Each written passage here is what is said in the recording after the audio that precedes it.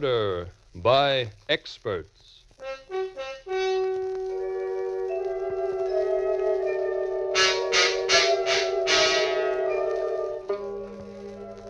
The Mutual Broadcasting System presents Murder by Experts with your host and narrator, Mr. John Dixon Carr, world-famous mystery novelist and author of the recently published bestseller, The Life of Sir Arthur Conan Doyle. This is John Dixon Carr. Each week at this time, Murder by Experts brings you a story of crime and mystery which has been chosen for your approval by one of the world's leading detective writers. Those experts who are themselves masters of the art of murder and can hold tensity at its highest. This time, our guest expert is the noted mystery writer, Miss Frances Crane. From the many thrillers she has read and enjoyed, Miss Crane has selected a gripping and dramatic story by Philip Andrews. And now we present James Stevens in The Big Money.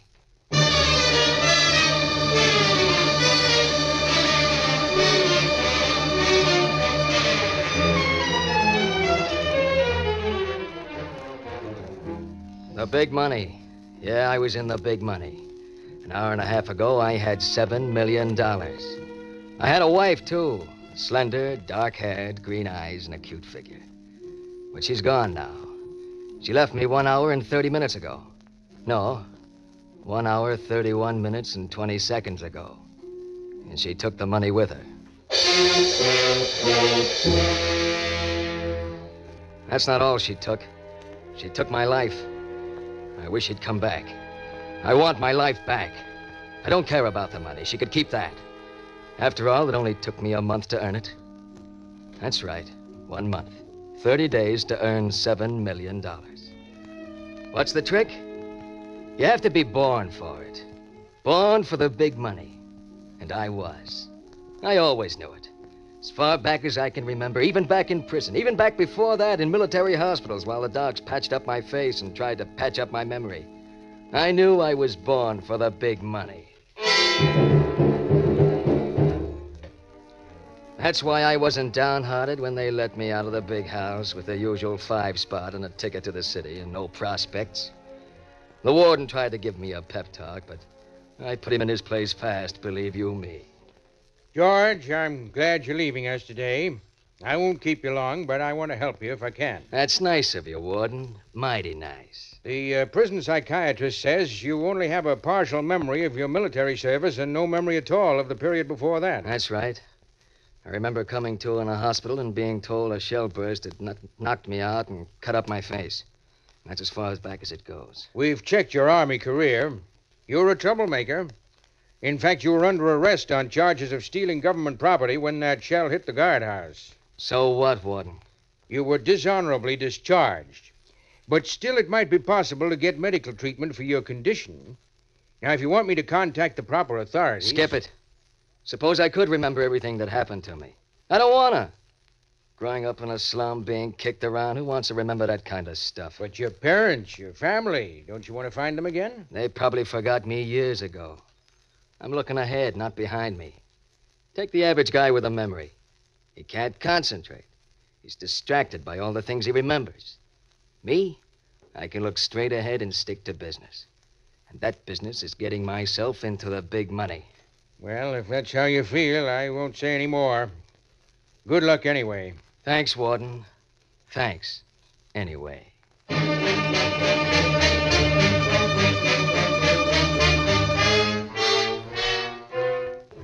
So that was that. 10 minutes later, I was a free man after 2 long years. I hiked straight for the railroad station and caught the first express for New York. Then I ambled back to the club car and ordered a drink. I relaxed and sat back, feeling good. Very good. Across the aisle, a girl was reading a magazine. A knockout. Black hair, green eyes, and lips like rosebuds. Pretty soon she saw me watching her, but she was smooth. She didn't even seem to look at me while she gave me a long, steady once-over. She was interested, I knew that. She turned to a short, plump, white-haired man beside her and whispered something. Whitehair gave me a long look, too. Then he got up and came across, smooth as butter. I beg your pardon. I have the feeling we're acquainted, but I can't quite bring your name to mind. My name's George Cook, if that's any help. Cook. No, I'm afraid I've mistaken you for someone else. Yes, of course. You remind me strongly of my old friend, Howard Vincent. Never heard of him. The likeness is striking. But my apologies. I didn't mean to intrude upon you. Oh, you're not intruding. Davenport is my name. Philo Davenport. Mr. Davenport? Trains are pretty dull when you're traveling alone, don't you think? Insufferably dull. Perhaps you care to join me and my niece for a drink, Mr. Cook.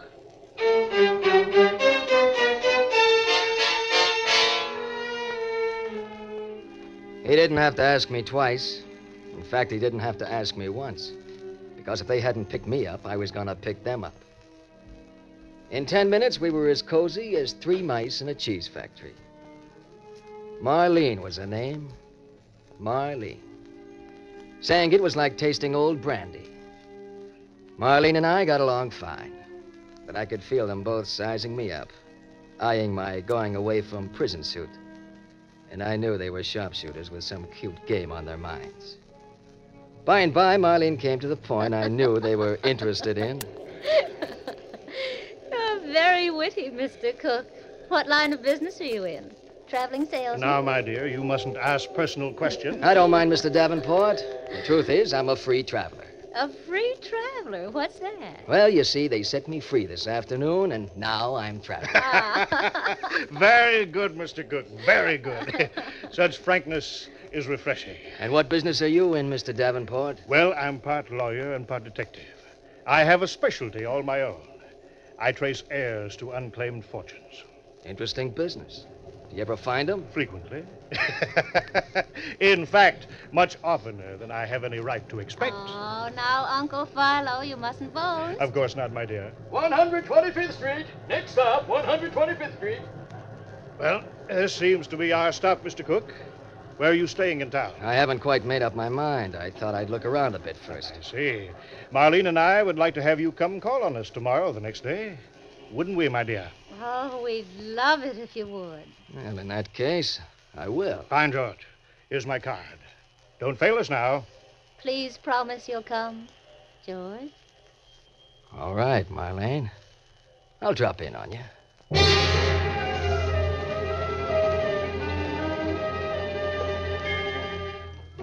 Sure, I was going to drop in on him. Philo obviously was up to some little game, and if I could find out what, it might pay me. So I dropped in the very next morning at 2 a.m. I didn't bother to wake Philo or Marlene. What kind of a friend would disturb them at that hour? I just let myself in with a picklock, found the living room, and started going through it. I began with the drawers of a mahogany desk. And I was just getting going when the overhead light snapped on. And Philo's voice said, Good morning, George. So nice of you to come see us so soon. I turned, nice and carefully. And there was Philo in a dinner jacket and Marlene wearing a gown that started at the floor and stopped Oh, unexpectedly. now, Uncle Philo, don't make George think he isn't welcome. Put away that gun. Offer him a drink. Of course, my dear. George, if I put away this gun, will you sit down for a glass of brandy and a nice quiet chat? Why not, Philo? I'll sit here on the couch. I was just looking around the room while I waited for you. Admirable. Marlene, he's our man. I know he is. Congratulations, George. I'll get the brandy, Uncle Philo. You know, George, I made a bet with Marlene you'd show up tonight. Philo, I underestimated you. So you were waiting for me? Yes, we've been waiting for you. Since we left you on the train, I've checked your entire career. Your Army record, your being wounded, your prison sentence for robbery after your discharge, your loss of memory, everything. That's fast work. Well, it's my business. On the train, Marlene and I were startled at your resemblance to a certain Howard Vincent. Yeah, you mentioned him before. Who is he? I'll come to that in a moment. I said that my business is finding missing heirs who have fortunes waiting for them. I'm successful at it, George, because sometimes when an heir can't be found, I create one. Philo, I'm beginning to think you aren't honest. Which brings me now to Howard Vincent. He died in a train wreck in 1941. I saw his body, but only I know for certain that he is dead. I see. Go on. for 4 years, an estate of $7 million has been waiting for him to turn up to claim it. $7 million? And a few odd thousands. Here's the brandy, Uncle Philo. Thank you, my dear, thank you. Here you are, George. Right. Now I propose a toast to Howard Vincent, formerly George Cook, and to $7 million, divided 50-50.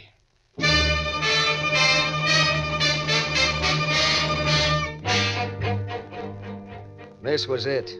What I'd always known would happen someday. The break. The big money. $7 million.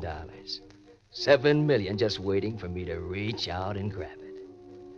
The three of us sat up most of the night while Philo outlined the deal. You see, George, you're perfect for the part of Howard Vincent. You look enough like him so that we can claim it's the scars from your wound that keep the resemblance from being exact. I think they rather improve your looks, George. I wouldn't want you to look too much like Vincent. In his photographs, he's rather vicious looking. Well, thanks, Marlene. I never dreamed that shellburst was going to blow me right into $7 million. $3.5 million. Remember? Oh, sure. 3.5. Your loss of early memory is also very fortunate. Ordinarily, we would have to fake it to explain why you didn't remember little details of your past. And that's so hard to do. Uncle Philo tried it once, but the results were very bad, weren't they, Uncle Philo? Let's not dwell on that case, my dear. In this instance, George's Army medical history authenticates his condition, so he doesn't need to remember a thing. I told the warden that memories only handicap a man. Your prison record will have to be freely admitted. Naturally, you'll be thoroughly checked. Sure. But suppose they manage to trace me back to before the Army, to the time I can't remember about. What then? They won't. You see, I am in charge of the search for Vincent. You? How come, Philo? Howard Vincent was a typical rich man's son. Too much money, too much freedom. You know the story, George? Sure, I've read it a dozen times. Yes, back in 1941, he got mixed up in something really nasty and disappeared.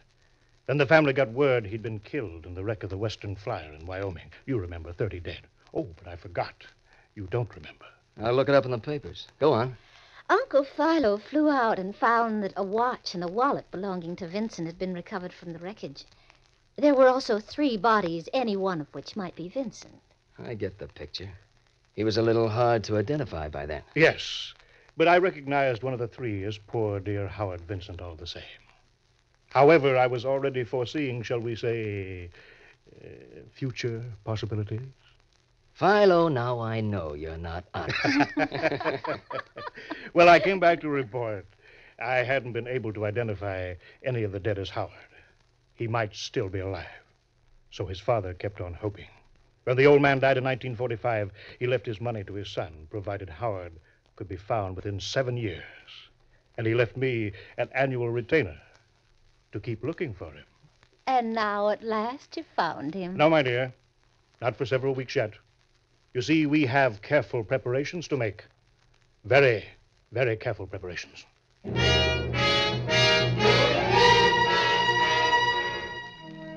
Philo's plan was nice and simple. I went down to the Bowery and got a room in a cheap flop house. Next day, I found a job as a mechanic. Every day after that, I ate lunch in Battery Park near the Wall Street district. At the end of 3 weeks, Philo just happened to be walking through the park and saw me. Next day, he brought old Mr. Peebles, the lawyer for the Vincent estate, to give me the once-over. Mr. Peebles oohed and ahed, and I was discovered. As easy as that. Of course, it didn't end there. They asked me a million questions. They traced my record, prison, army, hospital, wound, everything. They had high-priced docs check me over to be sure my lack of memory was on the level. But at the end of the month, they hadn't proved I wasn't Howard Vincent. And then Philo and I gave little Mr. Peebles the clincher. The old one, too. Well, Mr. Peebles, are you satisfied that we've really found Howard at last? Yeah, me, Mr. Davenport, I just can't seem to make up my mind whether he is Howard or not. I think he is, but be dreadful if we made a mistake. How completely right you are, Mr. Peebles. But I think I have the evidence that will settle our doubts for good and all. Why, it's a college history book, one of the books Howard used at Yale. Yesterday, I had an inspiration. I searched all of Howard's old books, and at last I found what I'd hoped for. See, Here on page 98. Yes. A faded fingerprint in ink on the margin. Made one night 10 years ago when Howard was studying. The only fingerprint of his we've ever located. So it is. My goodness, this is important. This will tell us beyond question whether this young man is Howard or not. Yes, we only have to compare his fingerprints with this print Howard made 10 years ago, and we'll know. Well, George, are you willing to make the test? Certainly I am. If I'm not Howard Vincent, I want to know it. If I am, I want to enjoy it. A very reasonable attitude. Dear me, yes. Will you make the print, Mr. Davenport?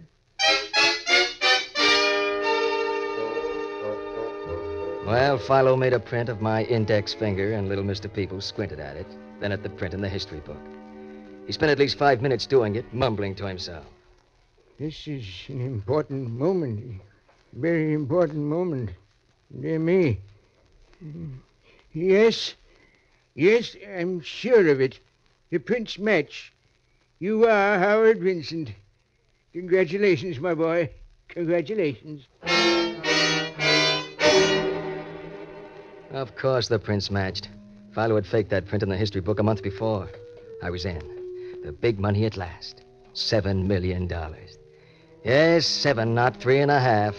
I didn't have any more idea of splitting with Philo than of flying to the moon. Naturally, I didn't tell him that. Not yet. I sort of got the feel of things first. I settled into being Howard Vincent very, very quietly. You know how the big money works. Hush, hush. That's how I wanted it.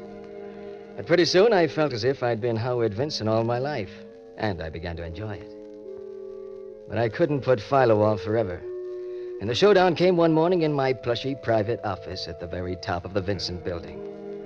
Philo and Marlene were both there, and they got down to business fast. Well, George, you've adapted yourself to wealth very quickly. Enjoying yourself, eh? I certainly am, Philo. I always knew I was meant for this kind of life. It seems to come natural to me. I believe I could get used to it myself. Which brings up the matter of my split. Of course, Philo, but it'll take time. It has to be arranged. Very smoothly arranged. Oh, we understand that, George. It isn't that Uncle Philo distrusts you. He'd just hate to have a misunderstanding spoil our friendship. It's a big job turning over half the estate without anyone getting suspicious. Of course it is, my boy. Of course it is. And I'm going to give you 2 years to do it in. 3, if you think necessary. But I will want monthly installments of at least $50,000 until the final settlement. $50,000 a month, but Philo... Oh, George, that isn't so very much. Out of all the millions you'd never have had but for Uncle Philo. Oh, all right. You win. $50,000 a month. I'm glad you're seeing it my way. And now that is settled, we won't be meeting again, George. We won't. Why not? Uncle Philo means he'll feel safer if he's where you can't try to kill him, George. Kill him? That's ridiculous. I wouldn't dream of any such thing, Philo. You know that. Of course I do, my boy. Especially since as soon as I leave here, I intend to write out a complete account of this interesting affair and leave it with a friend to be forwarded to the police if anything violent should happen to me. Now, that's not necessary, Philo. Nevertheless, I shall feel better when it's done. Marlene, my dear, shall we go now? In a minute, Uncle Philo. I want to powder my nose first. I'll be right back. No hard feelings, I hope, George. It's only good business, you know, to take precautions. Of course, there's no hard feelings. I'm still making out pretty good. Here, let me ring for the elevator for you. You might as well ride down in my private car. A private elevator? Well, great wealth has its privileges, as I hope to find out. Funny. I push the button, but I don't hear the car coming. Perhaps it's already at this floor. Try the door. All right, I will. Well, how do you like that? The door opens, but the elevator isn't here. The shaft is empty. Oh, that's very odd. There's something wrong with the mechanism. The door shouldn't open if the car... George! George, what are you doing? What are you grabbing me for? Let go of me, George! No! No!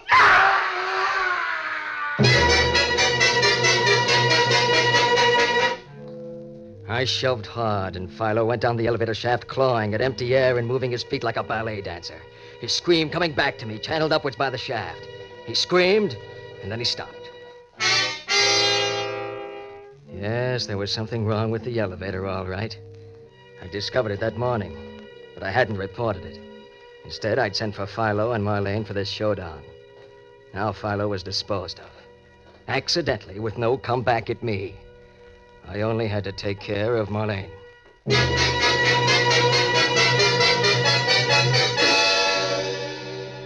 I closed the elevator door and stood there, trying to act calm, but the perspiration was popping out on my brow. They'd find Philo in a moment. Wasn't Marlene ever coming back? Then she came.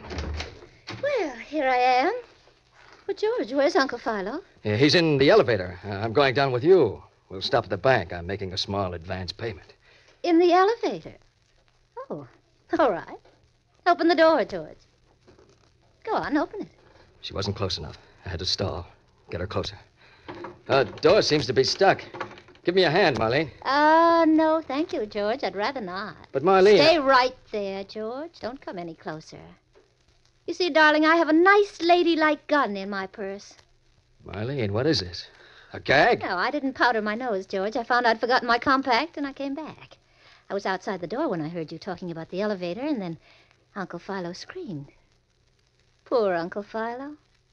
I thought he was smarter than that. So did he. But he wasn't. A baby could have taken care of Philo. Well, go on. Grab the phone. Call the cops. I could. But what good would that do either of us? I don't get you. Uncle Philo is dead. I can't help him any. But you're not dead. And I can help you. Just what are you leading up to, Marlene? I know you murdered Uncle Philo. But you'd be safe. And I couldn't testify against you. If you married me, George. Maybe Marlene had a baby voice, but her mind was like a steel trap. Sure, I married her. She had the whip hand. She helped me cover up Philo's death as an accident. Then she moved in and took over. Oh, it's nice to be rich, isn't it, George? Poor Uncle Philo. How he would have loved all this. I thought we agreed to forget Philo. Oh, we did, didn't we? All right, I'll change the subject then. I saw a dream of a diamond necklace at Carter's today. No, I won't buy it. You're spending money as if I had all the dough in the world. Marlene, You'll do nothing, George. Please sit down and stop clenching your hands. You know you're never going to touch me. If anything should ever happen to me, and I mean anything, a friend will send a complete account of this impersonation of yours to the police. So you're going to take good care of me, darling.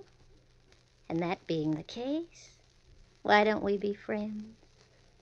I'm not such bad company. Am I, George?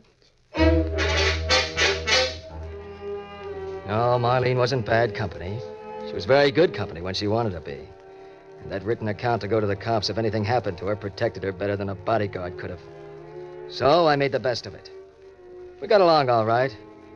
Except that Marlene spent money like crazy. Until one night on our private terrace 20 stories up with a bottle of Napoleon brandy open between us, I began to feel sleepy. Very sleepy. Too sleepy. I tried to stand up, and I couldn't. I flopped back in the deck chair like a rag doll, and Marlene stood up and leaned over me. George? George? Huh? What is it? Why don't you go inside instead of falling asleep out here on the terrace? Go inside? Yeah, that's a good idea. I tried to stand up again. This time, with Marlene's help, I made it. She stood very close while I wobbled to keep my balance. And I knew she'd put something in the brandy. Liquor by itself couldn't have done that to me. Marlene. Marlene. Yes, George? What'd you put in the brandy? Just a few drops of something, George, dear. Steady. Mustn't fall, not yet. We're not close enough to the railing. What are you up to? You've never stopped trying to find a way to be rid of me, have you, George? But you'll never succeed because I can make plans, too. And I've made my plans to be your widow. That's crazy. You can't get away with it. Oh, of course I can. You're going to have an accident. You're going to fall 20 floors from this balcony to the nice, hard street. Now, come over here, George. Another step. That's right. No, I won't. You can't. Oh, but I can. What I put in the brandy has made you helpless as a baby. Matthew, the butler, will testify how drunk you were. George, Can you hear me? Yes, I can hear you. George, let go of my wrist. You can make plans, George, Betty, let me go. but you overestimated how far gone I was. I'm pretty wobbly, Let me but go, not George. wobbly enough for you to push me over any railings. I was just joking with you, George. I was just trying to scare you. Let go of me. Oh, no, you don't. George. We're going inside. I'm going to teach you a little lesson. Stop struggling. It won't do you any good. George, let go of me. Marlene! Let go. Marlene, look out!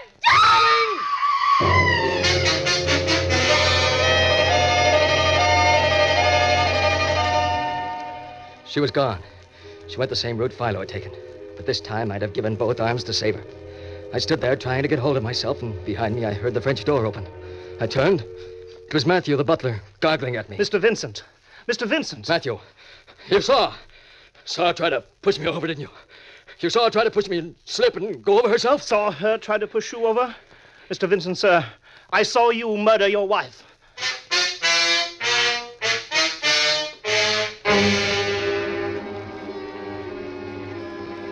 Well, that's the story. You, Mr. Peebles, and all you others. I sure had you fooled. Howard Vincent. That's a laugh. I was born in the gutters, but born for the big money, and I had it, even if it didn't last. After what Matthews told you, I know you'll never believe I didn't kill Marlene. With those documents Marlene left to be turned over to the cops, well, I guess I've come to the end of the road. But you can't get the big money without paying for it somehow, can you? Oh, Howard. Howard, my boy. Yes, Mr. Peebles? Marlene didn't leave any documents. She didn't. But she said... No, that was just an effort to keep her hold over you. You see, shortly after we accepted you as Howard Vincent, we found a box of your boyhood toys. And among them was a paint box covered with fingerprints and dried paint. Then why didn't you nab me? Why'd you let me get away with it? Because they were your fingerprints. My boy, this was all so unnecessary. You are and always have been Howard Vincent.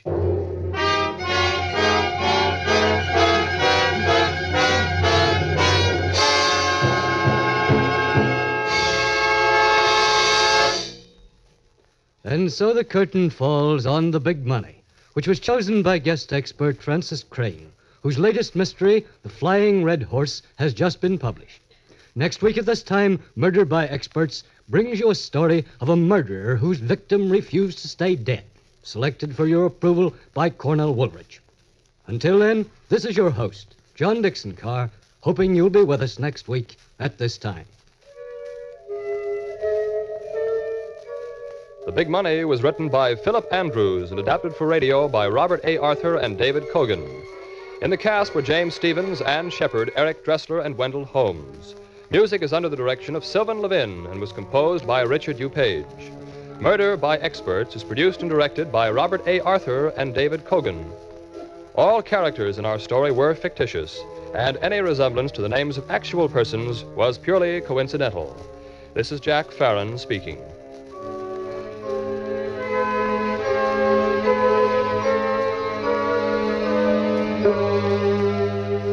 This is the Mutual Broadcasting System.